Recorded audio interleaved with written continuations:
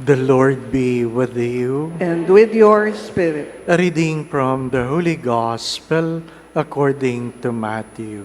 Glory to you, O Lord.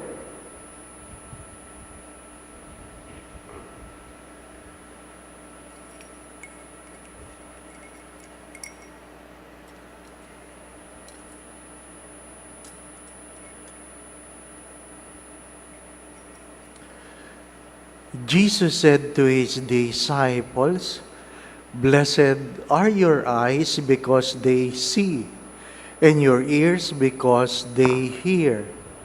Amen, I say to you, many prophets and righteous people long to see what you see, but did not see it, and hear what you hear, but did not hear it."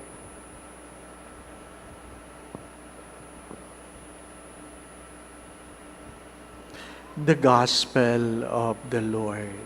Praise to you, Lord Jesus Christ. Please be seated.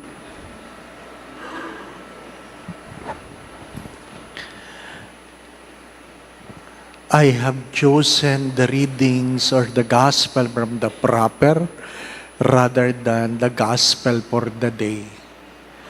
We all know that Saints Joachim and Anne are the parents of Mary or the grandparents of Jesus.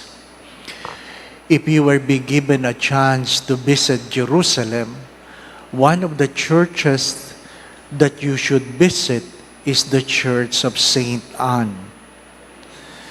It is one of the oldest churches.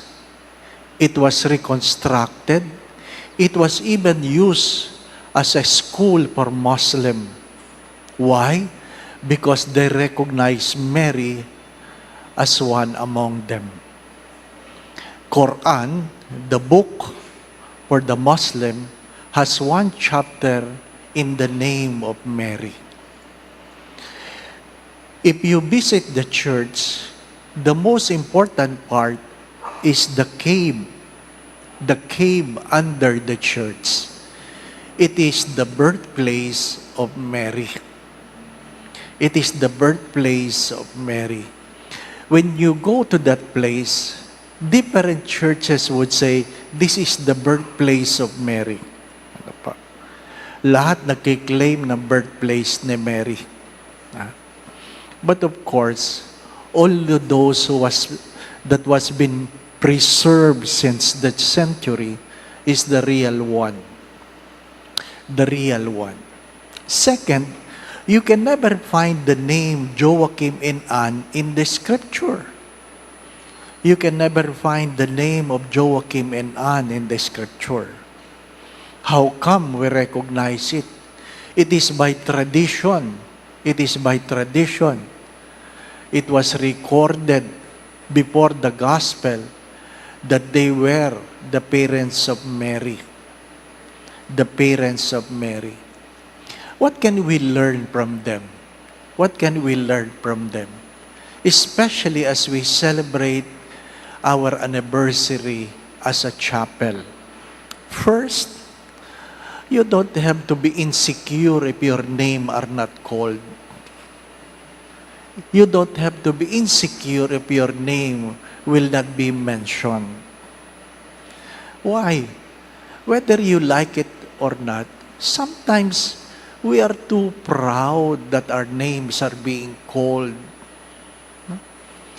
Gustong-gusto nating tayo ay tinatawag, pinapasalamatan kahit wala namang ginawa. Yan ang malungkot na kwento. Doon sa dating parokya, meron dong isang matanda kung saan lahat ng organisasyon, membro siya. Membro siya. Kaya, pag bumili kayo ng souvenir program, lahat ng organisasyon, nakaupo siya. Sabi ko, ano bang pangangailangan nito? Hindi po ba? At sabi niya, hindi ka pa pinapanganak, Father. Nagsiserve na ako. Ibig sabihin, gano'n na siya katanda. Di po ba? Ang aking tanong ay, ano pa kaya ang nagagawa niya? Di po ba? Maliban sa magpa-picture. Kaya sabi ko, sa prosesyon, isusuot ninyo ang inyong uniforme. Ano po? Ay, ang dami niyang uniforme. Lourdes, Fatima, Carmel, Adorasyon, lahat meron siya. At sabi niya sa akin, anong gagawin ko, Father? Sabi ko, ano problema niyo, nanay? Ang dami kong uniforme. Nanay, hindi problema yan. Kada kanto, magbihis kayo. Gusto ko ipaalala sa kanya na ang pagiging lingkod ay hindi dahil sa uniforme. We will never go to heaven by our affiliation. Remember that. We will never go to heaven by our affirmation. We will go to heaven if we have heard the word and we have practiced it. We have practiced it. Ginampanan natin. Kung tayong lahat na nakikinig, nagbabago ang buhay, gumaganda ang ating sambayanan. Hindi po ba, ano?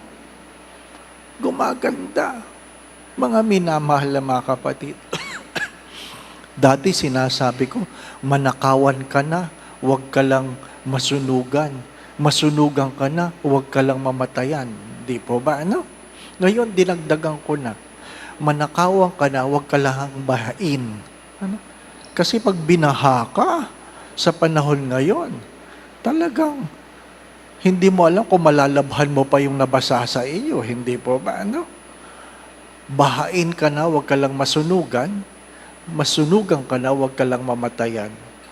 Pero yung una, yung manakawan ka at bahain ka, alam mo, yan ay pagkukulang ng ano? Pagkukulang yan ng gobyerno. Sorry for the words. Pag merong nakawan, meron tayong problema sa security. Pag ikaw ay nabahaan, may problema tayo. Saan? Sa pamamalakad. Sa ayaw at sa gusto ninyo.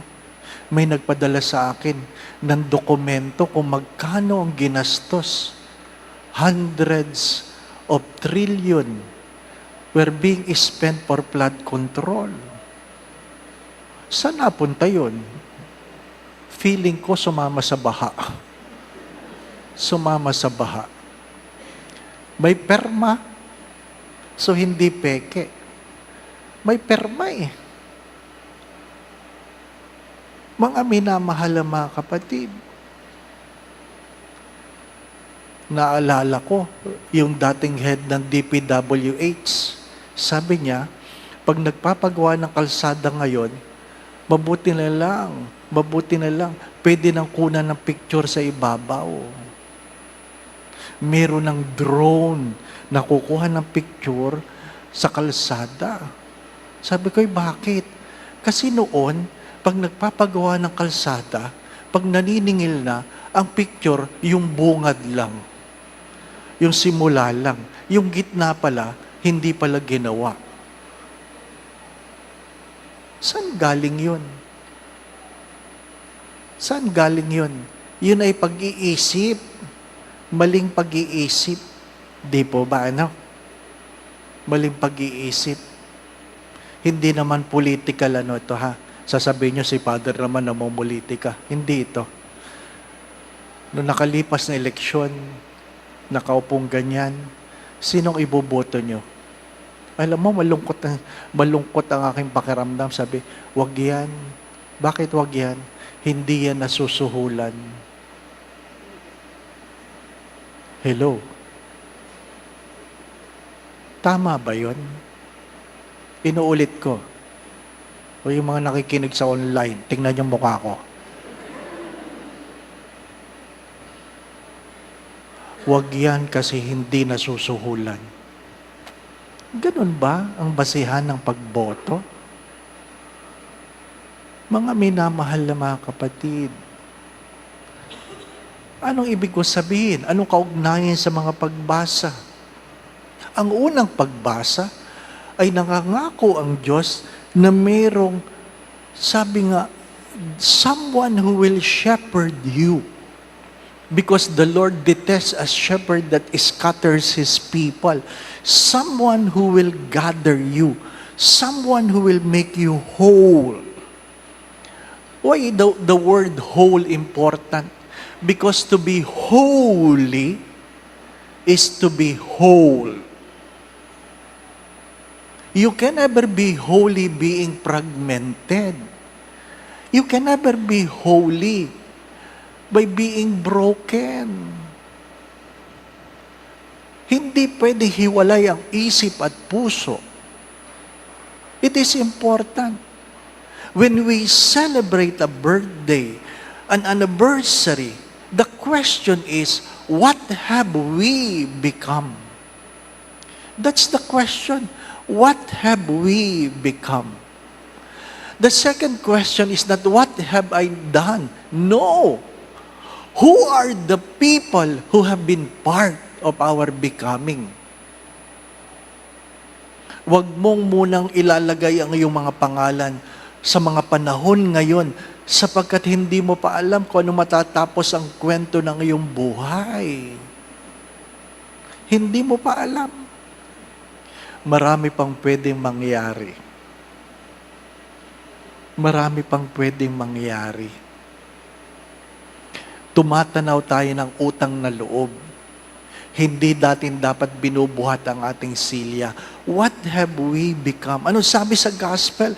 What you see has been the longing of the prophet to see. What you have heard are the things the prophet longed to hear. My dear friends, my brothers and sisters, I urge children, create your future. Don't blame your parents. We don't wait for things to happen. We make things happen. Again, children, be responsible. Hindi nyo pwedeng iasa sa mga tao ngayon ang bukas.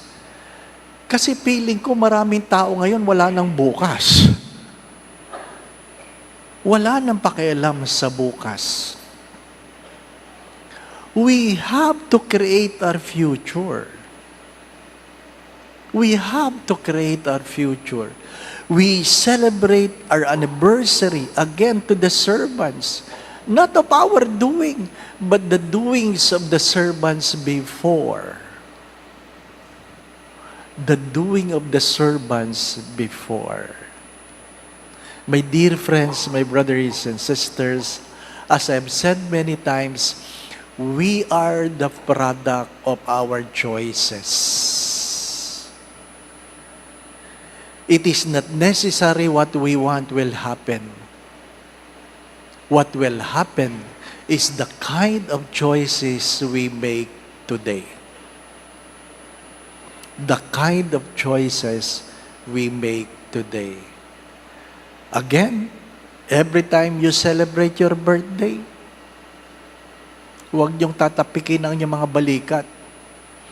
Ang una niyong dapat pinapasalamatan ay ang inyong nanay. Sapagkat kung wala kang nanay, wala kang birthday. Hello? Sino ang walang nanay dito? Diba? Inuulit ko. Every time we celebrate our birthday, the first person we should be grateful for are our mothers. Because without mothers, we will not be born. We will not be born. Second, what have we become? Life is a gift to us. What we do with our life is our gift to the Lord who has given it. My dear friends, my brothers and sisters, like Joachim and Anne,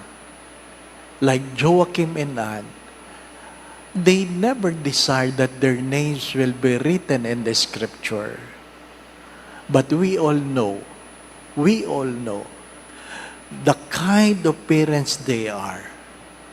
is known by the kind of daughter they have produced. Someone who has a heart for God, someone who do the will of God. Amen. We also thank all the chaplain that have been assigned to Greenbelt for the past years. Ang mga sinundan ko, pinapasalamatan din natin yung mga online parishioners, especially supporting us through online donation. Suklian nawa ng Diyos sa inyong kagandahang loob. Noong Miyerkules, hindi tayo nakapag-misa sa Greenbelt kasi sa hindi inaasahang pagkakataon, umapaw ang ilog ng Greenbelt. Aling ilog? Yung nilalangoyan ng mga isda ngayon. Umapaw. Sabi ko, hanggang Greenbelt ba naman, sinusundan ako ng baha? Sa Nuestra Señora de Salvacion, doon ako tinubuan ng alipunga Sa San Antonio de Padua, 2 beses ng binaha, nung Ondoy at saka ngayong Carina. Talagang lutang ang mga upuan. Sa Goretti, binaha din ako. Kaya hindi ko ma-imagine, babahin ako sa Greenbelt. May balat yata ako sa baha. Anyway, sadyang ganun ang buhay. Sadyang ganun ang buhay. Pag may dumaan na problema, daanan lang. Pasalamatan ang biyaya na pinagkakaloob sa atin ng Diyos sa gitna ng mga pagsubok na ito. Again, my brothers and sisters, without Mary, we will have no Jesus with us. Because for God to be human, He has to be born of a woman. But without Joachim and Anne, we will not have Mary. Hindi man nakasulat ang kanilang mga pangalan sa Biblia, alam natin ang produkto ng kanilang pananampalataya. Again and again, I say to you, wait for the Lord to recognize you, not just the applause of men. The Lord be with you. And with your spirit. By the way, pagpaumanhin niyo ang nakayanan ng Greenbelt, nagpa-burger po. May burger. May burger daw para sa mga nagsimba. So lalabas yun. Hindi ko alam kung nasaan.